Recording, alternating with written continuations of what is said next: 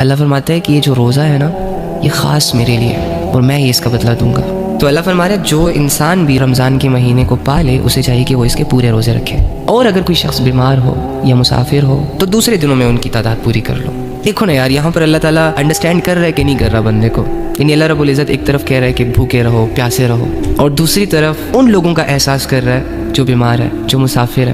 یعنی اس زمانے میں اگر سوچا جائے تو آج کل تو گاڑیاں ہیں, گرمیوں میں اے سی لگا ہوتا ہے, سردیوں میں ہیٹرز لگے ہوتے ہیں, لیکن اس وقت جو سفر ہوتا تھا وہ بہت مشکل ہوتا تھا. لوگ گدھوں گھوڑوں پہ سفر کیا کرتے تھے, تپتی ریت پر, دھوپ پر, چٹانوں پر چڑھا کرتے تھے. تو ظاہری سی بات ہے اتنی ٹف سچویشن میں 2 کلومیٹر چلنے کے بعد زبان باہر آ جاتی ہے پیاس سے. اگر پینے کو کچھ ملے نا تو جان حلق تک آ جاتی ہے. تو اللہ احساس کر رہا ہے نا مسافروں کا. اللہ کو پتہ ہے نا کہ سفر میں کیا حال ہوتا ہے. دیکھو اللہ کیسے جان رہا ہے انسان کی فیلنگس. تو مسافروں پر روزہ معاف کر دیا کہ اگر کوئی ضروری سفر ہے اٹس اوکے, نو پرابلم, آپ کے پاس آپشن ہے, چاہے تو آپ روزہ اسکپ کر دو, لیکن بعد میں پھر اس کی قضا بھی کرنی ہے رمضان کے بعد, جب تم ایزی ہو جاؤ, جب تم ریلیکس ہو جاؤ.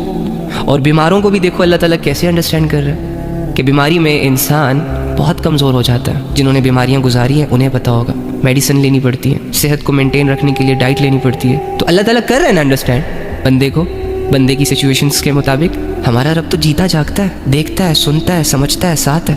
ہمارا رب زمینی من گھڑت خداؤں کی طرح تھوڑی نا کہ جن کے سامنے رویا جائے, جن کے سامنے لمبی لمبی باتیں رکھی جائیں اور وہ ٹس سے مس نہ ہو. ہمارا رب تو الحمدللہ تو بیماروں پر روزہ معاف کر دیا.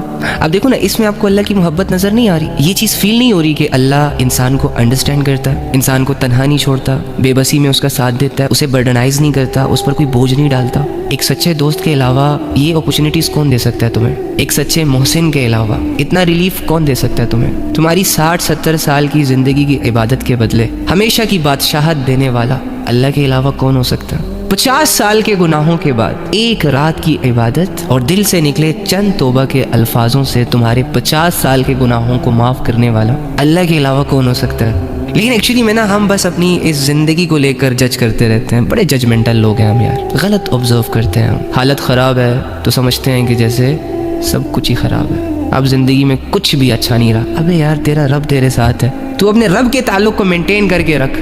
دنیا اجڑتی ہے تو اجڑنے دینا, تیرا لینا دینا ہی کیا ہے اس دنیا سے؟